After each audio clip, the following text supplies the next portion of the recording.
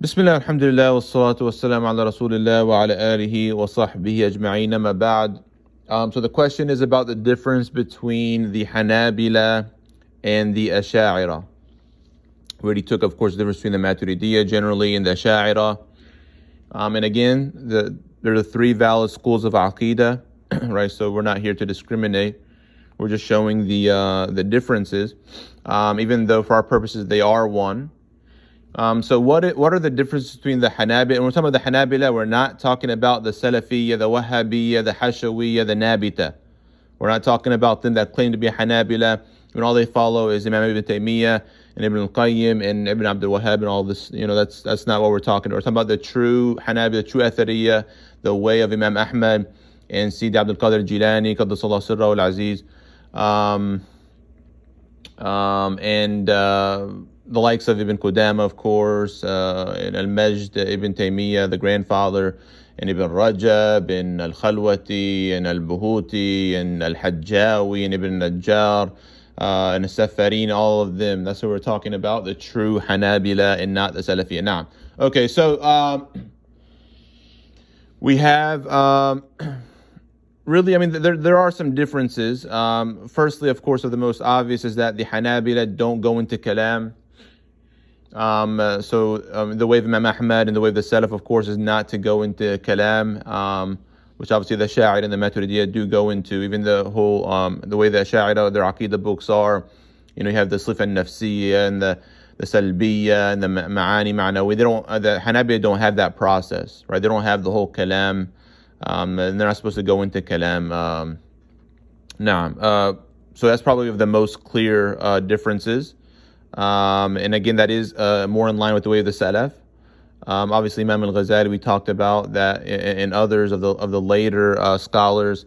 They saw the need to go into kalam and to adopt the good of what the philosophers had and so on. And rejected, really over 90% of it or so, but took the good that could be used to give victory to Ahlu Sunnah wal Jama'ah over the Mu'tazila and the Jahmiyyah and all the other, even the philosophers themselves. So we also the Hanabila, they don't allow for ta'wil, right? Ta'wil, of course, is called we have tafwid and ta'wil, right? So the three schools and the way of the Salaf is to affirm what they call tafwid, right? The tafwid of ma'na, contrary to what this concept of Imam Ibn Taymiyyah, that, it's like the tafwid of kayf, allowing, of course, for a likeness to the creation, which we reject, and that's against the way of the Salaf. So all three schools accept that tafwid, and the Ash'ari, of course, in the Maturidiyah, they allow right, for ta'wil, with regards to the Arabic language and ijtihad. So they don't allow for ta'wil, which is no problem, and that's in line with the way of the Salaf.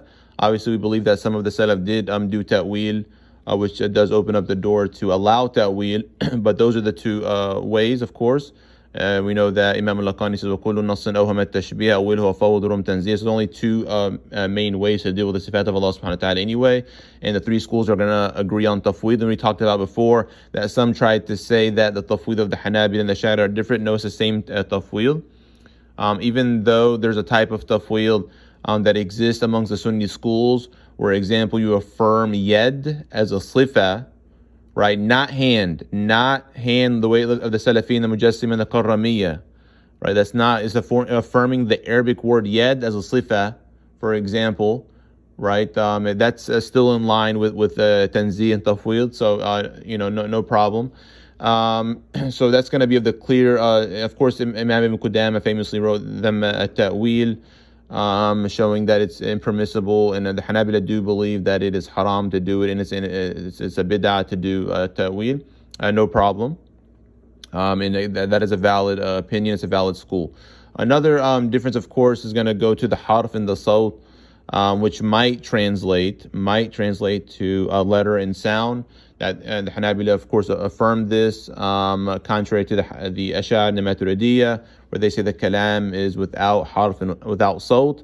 No time to really go into it too much right now, but they do Hanabila do have proofs, and this goes back to an-Nas of Imam Ahmad, right? So, and it's still in line with tafwid, of course, They're not affirming what Ibn Taymiyyah, rahimahullah, and others, that went against the way the Salaf did, where they had the hawadith la awwala laha and things like that. So no, it's still in line with tafweed and it's still valid. But the Ash'ari, of course, they say that the kalam of Allah subhanahu wa ta'ala, and we talked about that, they have the kalam al-nafsi, for example, the dalil madlul, and that is without harf and sawt. And we've talked about that before. So those are the three main differences. So Hanabi don't go into kalam, they don't accept ta'wil. In ta'wil, of course, an example to say like yad is like qudra or ni'ma and things like that. That's what ta'wil is.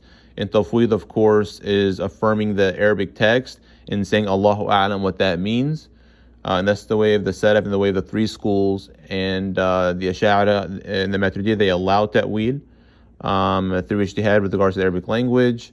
In the Hanabila don't, which is okay. And then, of course, the harf and the sawt of the kalam of Allah subhanahu wa ta'ala, which the Hanabila, they affirm with tanzih and tafweed, which the Ash'ari don't. And Allah subhanahu wa ta'ala knows best. Wa sallallahu alaihi wa sallam Muhammad wa ala alihi wa sahbihi ajma'in.